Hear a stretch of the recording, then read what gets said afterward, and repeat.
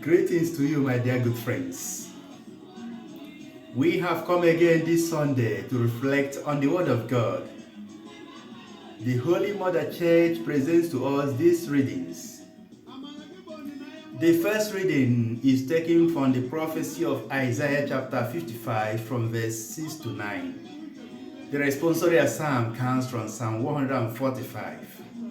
We have the second reading taken from the letter of St. Paul to the Philippians, chapter 1, from verse 20 to 24, and also verse 27. The gospel is taken from the gospel according to Matthew, chapter 20, from verse 1 to 16.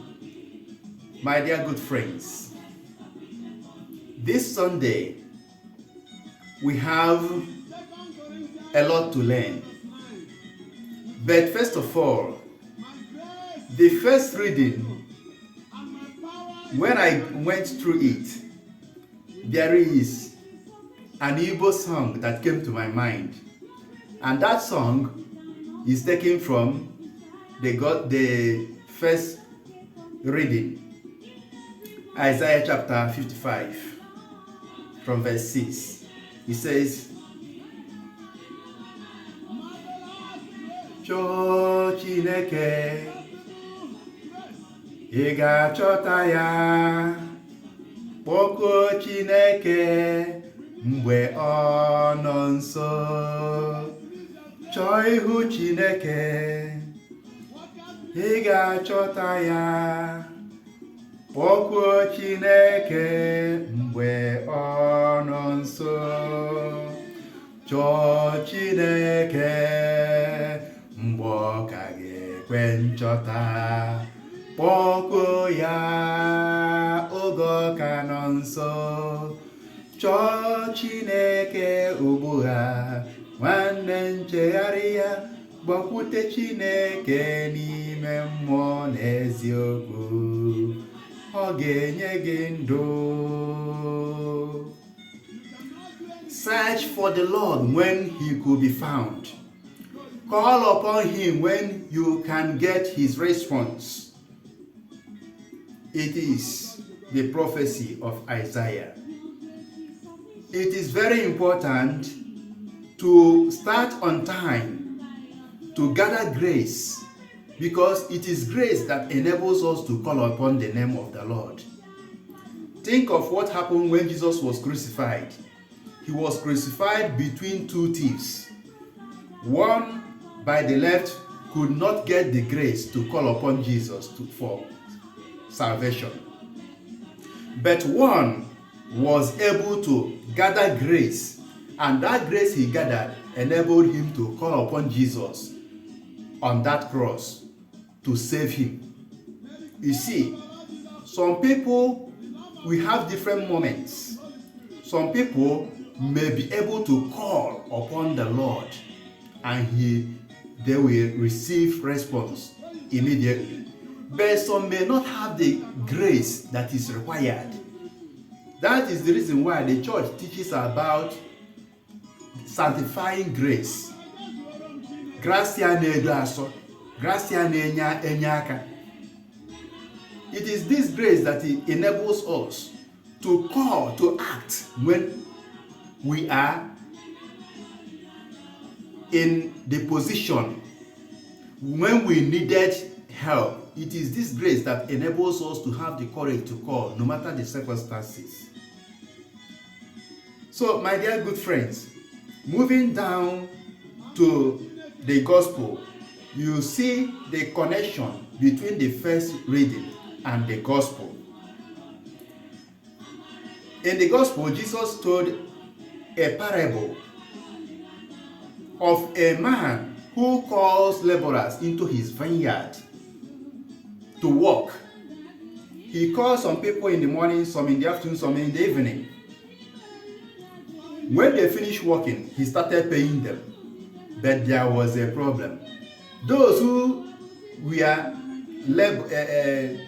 employed in the morning, they thought that their payment will be higher because the payment started from those who started working in the evening. So those who started working since morning, they were, waiting for a larger wage. But to their greatest surprise, they all received the same payment. Then they started trying to make problem with the owner of the vineyard. But the owner of the vineyard was able to conquer them based on agreement. So we need to learn today that before we go into any business or work, we need contract, we need agreement. Because that agreement will exonerate both the laborer and the person who employs him. Then, on the other part of it, we are called to beware of greed and jealousy. Greed and jealousy. Because it is out of greediness that those who labored in the morning started quarreling with their laborer, with the person who employed them. Out of greediness, they agreed to receive 1 denario. But because 1 denario was paid to those who started work in the evening, they wanted to receive more. So agreement is very, very important. And we need to shun greediness, selfishness, and envy. These are the things that can destroy spirituality. From the gospel also, we need to know that if it is in our contemporary world, the people that started work in the morning may be thinking about the evil that they will bring up upon the man who called them to work. But the understanding and the major point of this parable that Jesus presented to us lies on verse 16, that the first will be the last and the last will be the first. My dear good friends, on the last day, we will receive the same kingdom, both those who have been laboring since morning and those who were employed, who repented and started working in the evening. The same kingdom is where we hope to be. So we need to accommodate one another as we move on to that kingdom.